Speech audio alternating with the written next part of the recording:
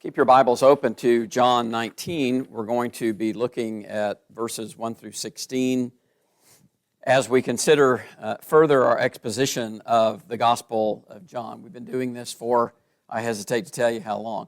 I think it's been almost 2 years now. But we've been taking about a lesson a month, so I hope it's not been overly taxing to you. But we've been wanting to take a deeper dive into the Gospel of John. And the lesson this morning brings us to Pilate actually making the decision to send him to the cross. So that's going to be the focus of our lesson this morning. Let's keep in mind some things, though, as we study through this particular section. And I've said this before, I'll repeat it again. John is only giving us an abbreviated account of what we will find in Matthew, Mark, and Luke. And so it seems reasonable to conclude, based on evidence at hand and the traditions of the day, John wrote his gospel last. And so he would have already known about Matthew, Mark, and Luke. And so he doesn't needlessly repeat. And he's not attempting merely to set forth a biography of Jesus. He says himself in chapter 21, I'm writing this to give evidence that Jesus is the Christ, the Son of God, and to create belief in the hearts of men in that particular truth. So, for example, as we consider this particular juncture in the legal proceedings, only Luke, in Luke 23, 6 through 12, mentions that Jesus was sent to Herod. And this was Pilate's attempt to get rid of the problem. He learned that Jesus was from Galilee, and Herod was the king over Galilee. So he sends Jesus to Herod to get rid of the issue at hand. And of course, in Luke's account, that doesn't work, and Jesus is sent back to Pilate. Only Matthew mentions Pilate's wife's dream. Matthew 27 and verse 19, she sent a message to Pilate, and this is one of those things, the Bible sure doesn't satisfy our curiosity on that. Who was this woman? What did she know about Jesus? How did she know he was on trial? There's a lot of questions we don't have answered about that. But she sends to her husband Pilate and says, don't have anything to do with that righteous man or that just man. She has a better idea of Jesus' innocence, obviously, than the Jewish leaders themselves. Only Matthew and Mark, let me be clear here. Only Matthew in Matthew 27 tells us of Pilate washing his hands of the matter, actually bringing out a basin and acting this out, washing his hands. I'm innocent of what's going on here. Only Matthew records that the Israelites, the chief priests and the scribes standing down below say, his blood be on us and our children. Matthew 27 and verse 25. So I want to throw those in there just as examples. There's more going on in John 19 than meets the eye. And we see these other accounts. We've also said John includes some things that are not in Matthew, Mark, and Luke because he is writing a supplemental gospel. All right, having said that, actually let's back up to verses 39 and 40 of chapter 18 because this is really, I think to a Western mind, this is a very peculiar thing. This is where Pilate is trying to get rid of the problem. He tries, with Herod, but he also tries in convincing the people to ask for Barabbas to be released. And so this was a custom. You have a custom, it says in verse 39, this is Pilate speaking to the Jewish leaders. You have a custom that I should release someone to you at the Passover. Do you therefore want me to release to you the King of the Jews? This, I think, for us, this is on the heels, by the way, of Pilate just saying in verse 38, I find no fault in him. So it was the first statement in John where Pilate says, I find no fault in him. Well, the question is, why don't you just let him go? But we know there's some political dynamics going on here that we've talked about already. But another way of Pilate trying to get out of this is, well, we've got this custom at Passover of letting a criminal go that we have taken into custody. And we might look at that and first of all think it's odd, and it is if you don't live under totalitarianism. We live in quite a different political climate than this. So the idea, at least until recently, The idea of just letting criminals go free, it was really foreign to us. But in that day, this was a sign of goodwill. It was a token to appease the people that you're ruling over. Okay, we're going to keep you happy. We'll release a prisoner every Passover. And Pilate is going to use that to try to convince the people that he should let Jesus go. Again, we might look at this and say, this is a really, strange thing to have happen. Why do the people then ask for Barabbas, who was what Jesus was being accused of falsely? Barabbas was a murderer and an insurrectionist. Jesus wasn't. Barabbas is asked to be freed. Jesus goes to the cross. And we read this and we think, who would advocate for a known murderer? You want a contemporary example? You know who Luigi Mangione is? He's the guy that shot the CEO of United Healthcare in the back, point blank, in New York City about 2 months ago or so. You know Luigi now has a defense fund of $500,000 of people sending money to him because they think what he did was justified. I don't care what you think about the United Healthcare Company or you think about healthcare in this country in general. Murder is murder.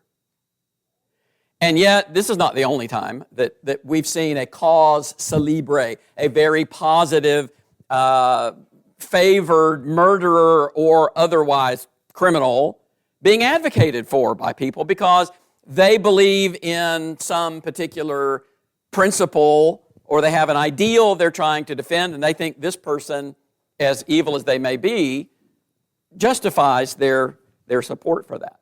So when we read about this, let's not just put this in a whole separate category by itself and say, boy, people do weird things. How could they do that? Because we do some of those same things even today.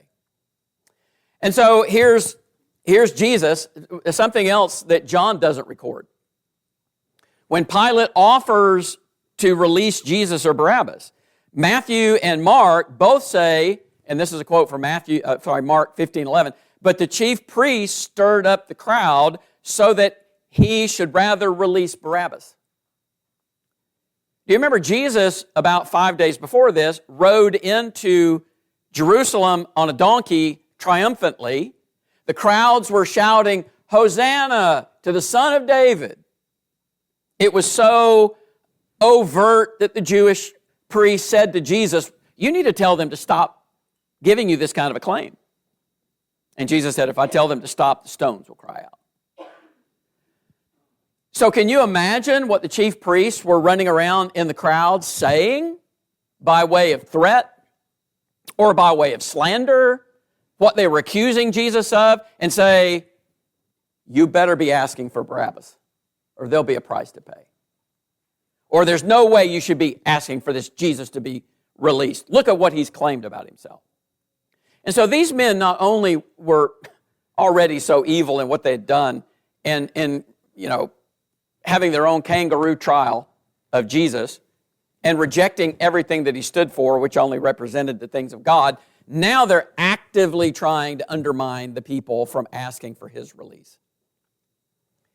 And you can just imagine Pilate's consternation of all of this, and this will come out a little bit later. But he's asking them at the end of verse 39, do you therefore want me to release to you the King of the Jews? I think Pilate is blind on this. He thinks or maybe he knew that on the Sunday before this, Jesus had been received into Jerusalem with great acclaim and praising, and maybe he doesn't realize what's happened in the last few days, but it's as if he's expecting the people to ask for Jesus to be released. And he's shocked when that doesn't happen. So another attempt of Pilate to let Jesus go is foiled by the Jews and the crowd asking for Barabbas. So then in chapter 19 it says, Pilate took Jesus and scourged him. So Brad, not too long ago at the Lord's Supper, he spent several occasions talking about scourging and how brutal it was, so I'm not going to review all of that. Let's just suffice it to say, number one, scourging was such a brutal precursor, a beating, violent beating before crucifying someone that oftentimes they died of the beating before they ever got to the cross. If they got through the beating, the cross was just adding more unimaginable pain and suffering to the person that was being basically made an example of. That's why the Romans crucified. You know, if you're a Roman citizen, you had the privilege of having your head cut off if you did something wrong. And that would have been far preferable to crucifixion. This was an awful, prolonged, suffering way to die. And so with Pilate pronouncing Jesus innocent, he has him scourged. And it seems like by what the record says here that this is another attempt to have sympathy for Jesus or a favorable cause for Jesus to be let go. But again, that doesn't happen either.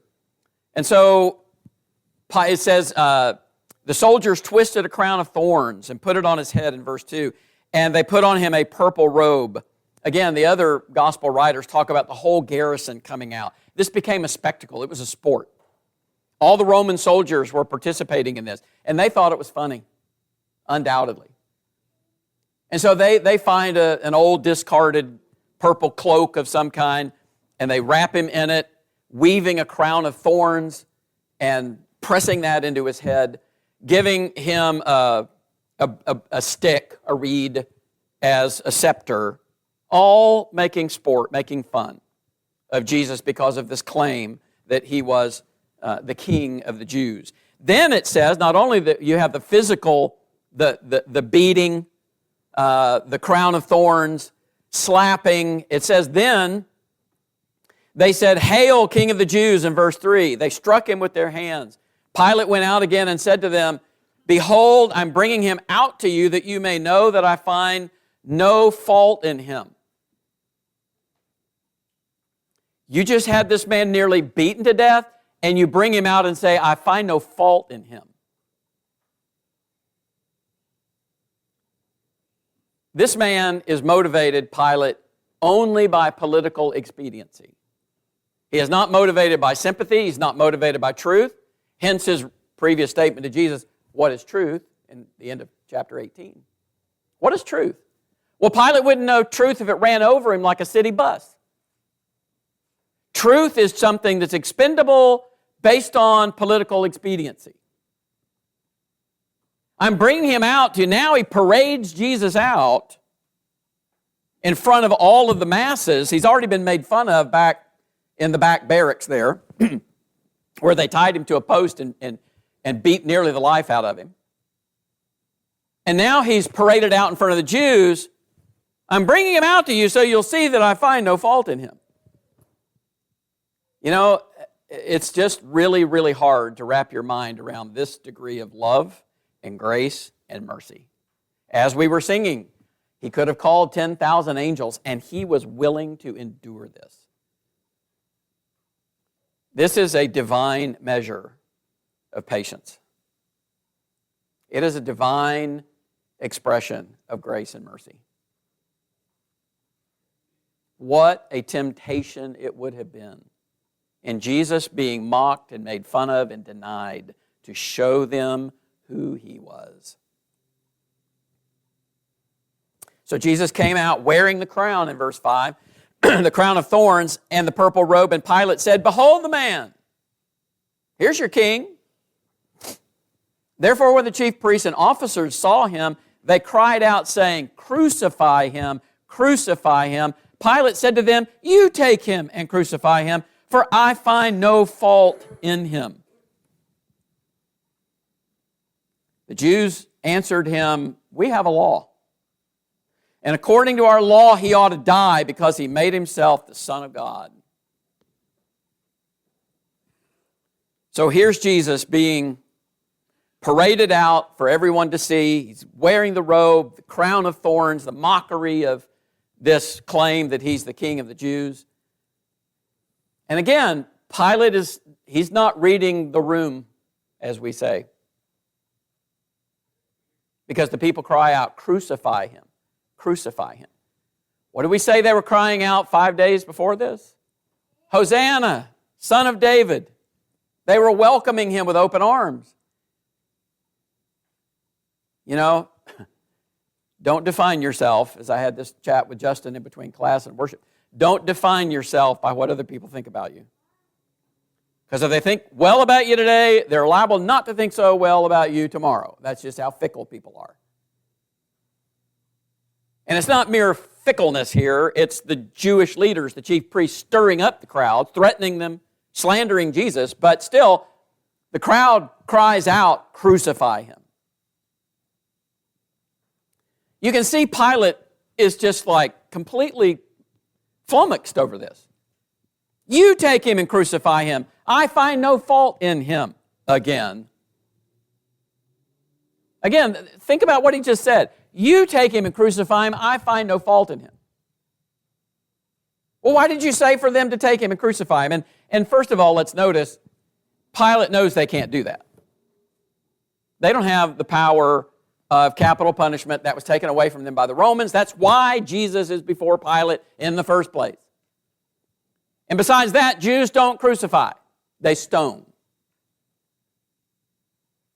Listen, we think about stoning and we think that's brutal. It's nothing compared to crucifixion. Actually, the first blow in the head by a stone, knocking you senseless, was a rather humane way to put someone to death, to be honest about it. Crucifixion was the opposite. It's bringing someone to death the most excruciating and lengthy way possible. But Pilate isn't making a suggestion because he knows they can't crucify. He's just basically saying, I don't want to have any more to do with this. You do it yourself. I find no fault in him. But I tell you, if the Jews, if they weren't anything, they were shrewd, and they knew how to play Pilate like a fiddle. We have a law, and according to our law, he ought to die because he made himself the Son of God. This argument wins the day, but it almost blew the whole thing. Because this scares Pilate. He made himself out to be the Son of God. Jesus has already said to Pilate, my kingdom is not of this world. And there's something about, I don't know, the stateliness or the composure, the restraint of Jesus that I think Pilate recognizes, but it also scares him. And a lot of the Gentiles in that day were superstitious. And they were, their ideas about the gods and other worlds and all were formulated by Greek mythology and then Roman mythology, piggybacking off of that. But in Pilate's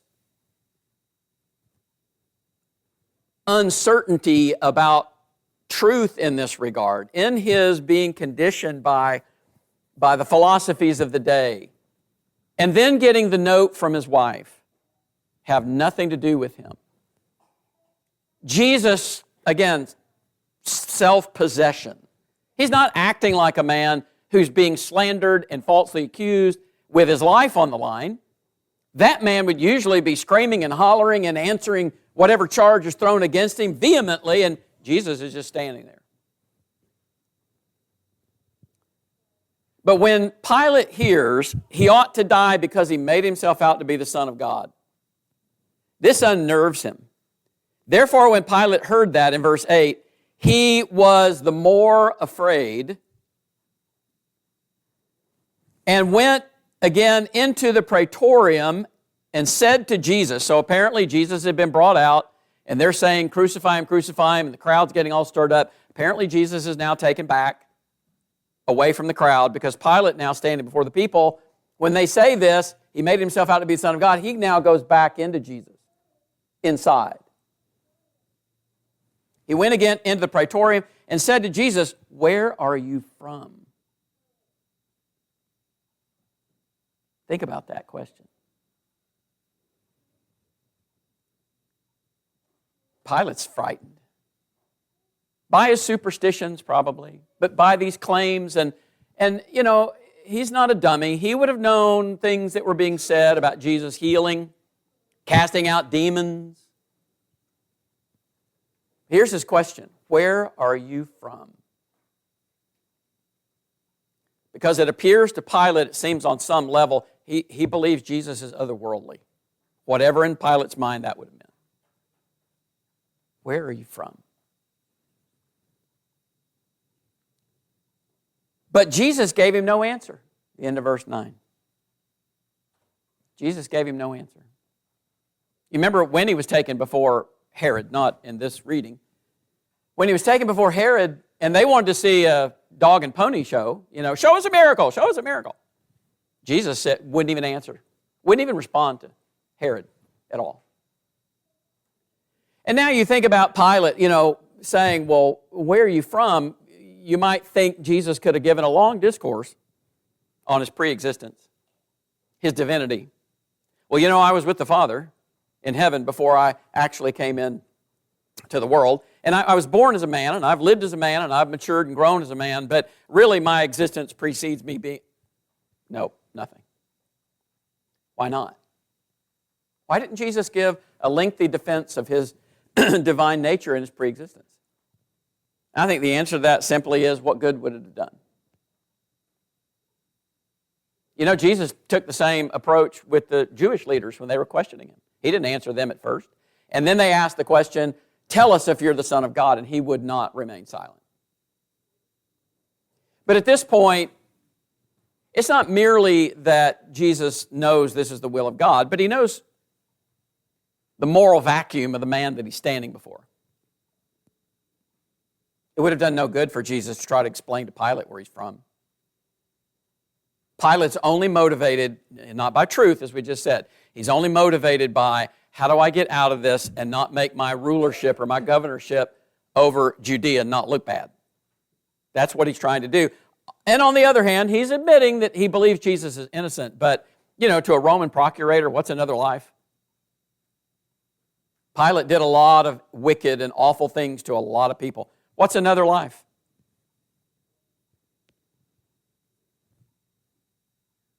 Pilate is exasperated by Jesus' silence.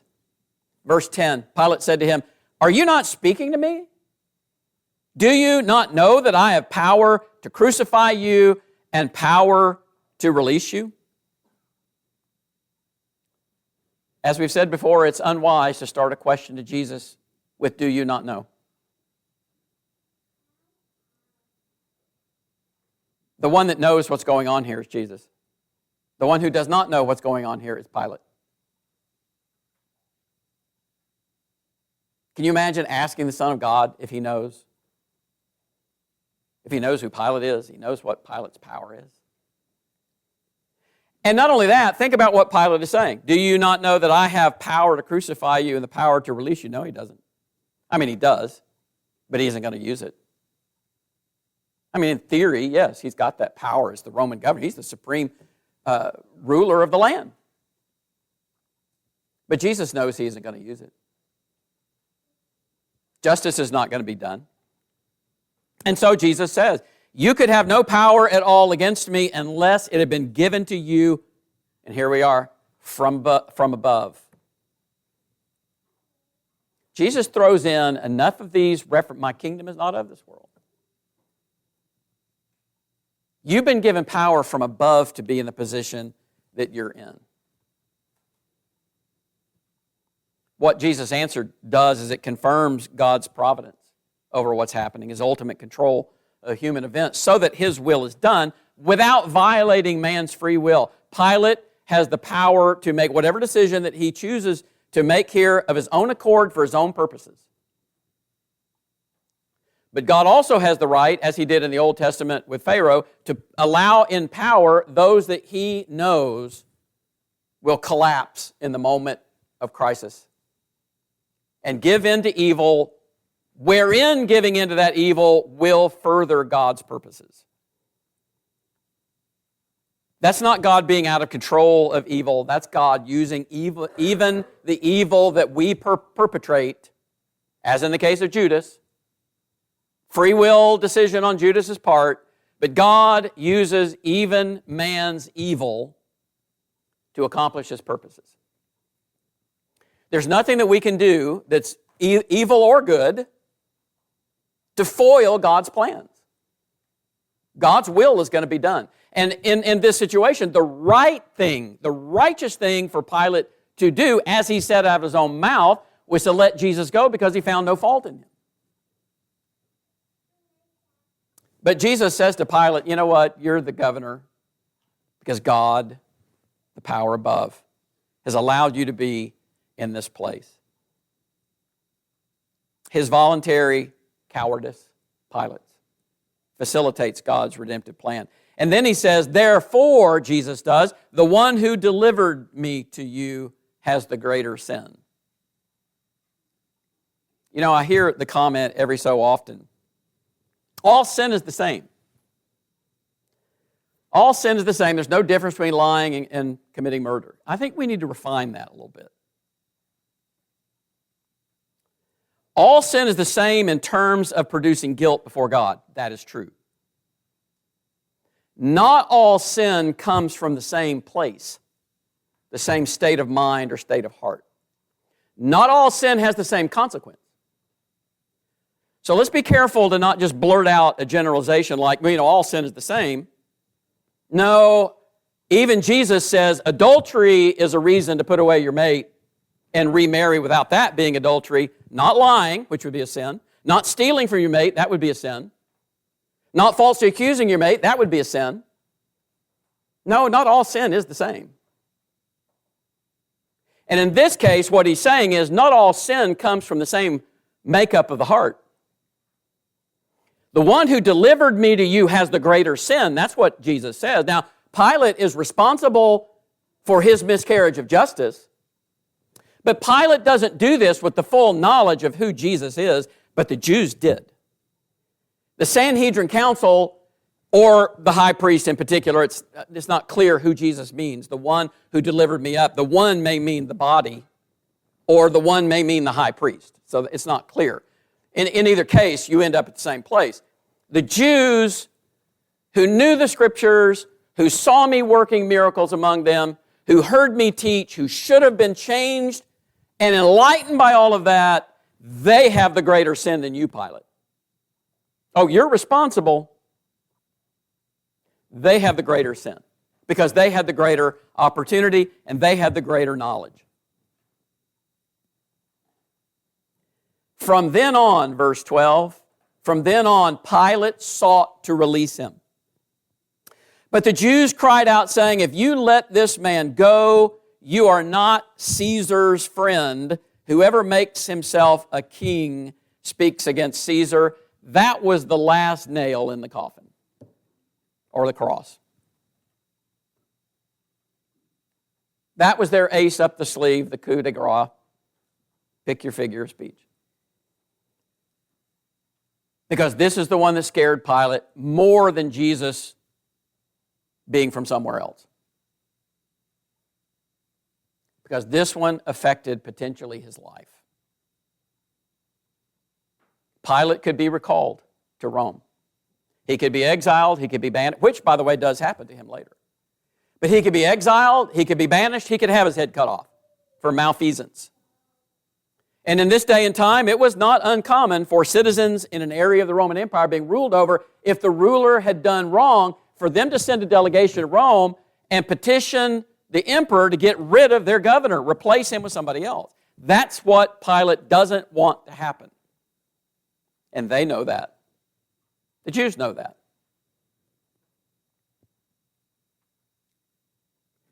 When Pilate therefore heard that saying, you are no longer a friend of Caesar.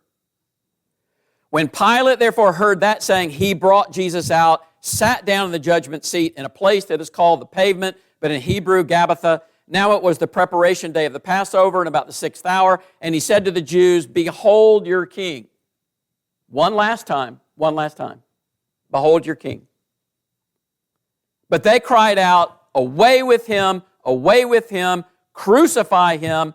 Pilate said to them, "Shall I crucify your king?" He is completely exasperated with these people. And then the chief priests answered more truthfully than they probably knew. "We have no king but Caesar." That was true. God wasn't their king. God wasn't their king. Caesar was their king. And they're ready to sacrifice the Son of God because they didn't recognize God, which is what Jesus told them in how many different ways. If God were your father, you would listen to me.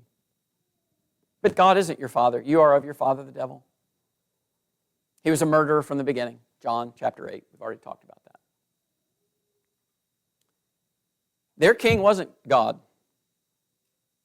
Their king was Caesar. They're doing right now exactly what they want to do, as they had themselves said. It's better for one man to die than for all of us to be killed. False dichotomy, false choice.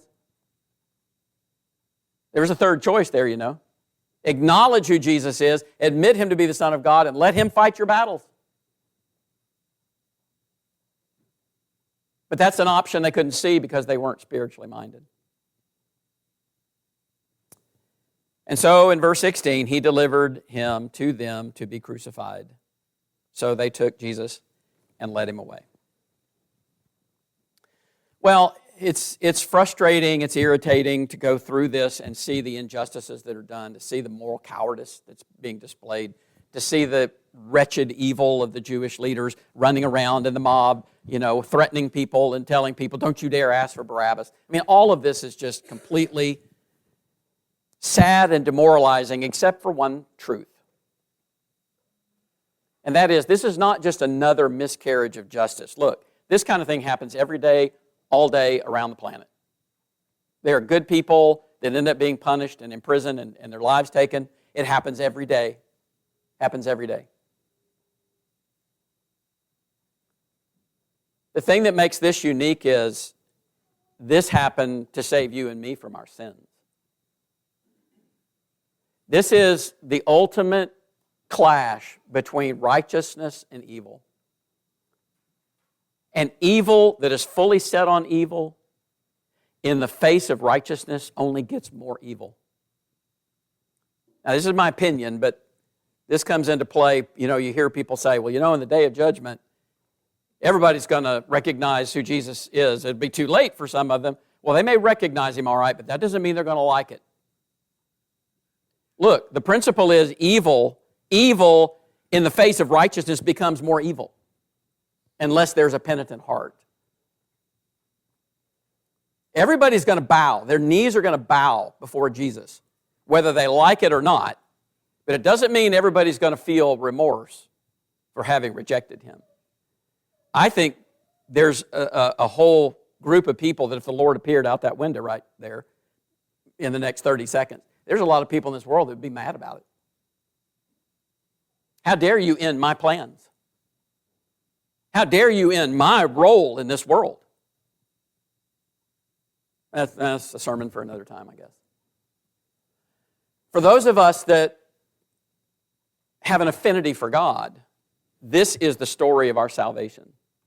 And it's a clear distinction between evil and good. And if we can't see that and make a decision for Christ, we're as bad as Judas and Pilate and the Jewish leaders. If we can't read a chapter like this in the Bible and come away with admiration and love and submission and devotion to Christ, we've got a problem. Because this is where it all comes down to. If this means nothing to you, then you have no spiritual receptor in your brain. Because this is the story of sacrifice for you and for me, and what it took to save our souls.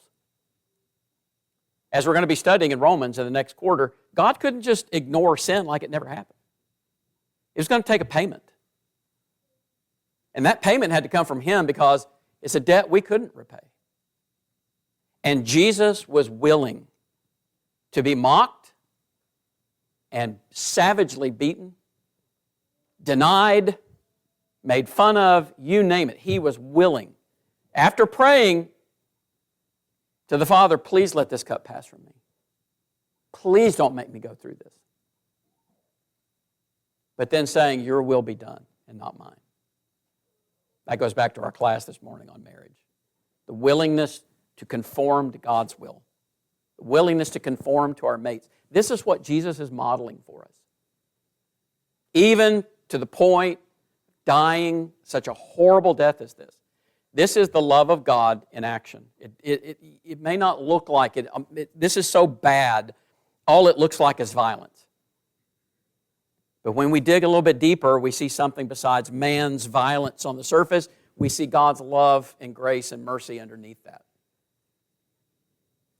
And God knew that if we were going to be moved at all as human beings to come back to Him, it would be this way. This is what it was going to take to break through the stubbornness of the human heart. So our invitation this morning for all that are here is, don't be stubborn. Be receptive. Be open. Be thankful for what God was willing to do to save all of us from our sins, if we will have it. But the story of the cross is really a test. As we've said, Jesus wasn't really on trial here. Pilate was, the Jews were, the apostles were on trial, Judas, and they all failed. They were on trial, and we're on trial when we hear this. We're on trial. What are we going to do with this? What are we going to do with this knowledge that we now have of what God has done for us? If your desire this morning is to respond to that in obedience and become a child of God and receive all the benefits of this death that was offered on the cross for all of our sins, we'd love to help you do that and become a child of God this morning while we stand and sing.